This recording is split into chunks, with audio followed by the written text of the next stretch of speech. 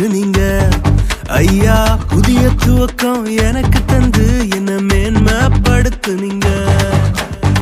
கழிப்பின் சத்தமும் மகிழ்ச்சியின் சத்தமும் திரும்ப கேட்க பண்ணீங்க. துதியும் பாடலும் நாவல வச்சு என்ன மகிழ செஞ்சீங்க. உயரத்தில் ஏற்றி வச்சீங்க, என்ன ஓஹோன்னு வாழ வச்சீங்க.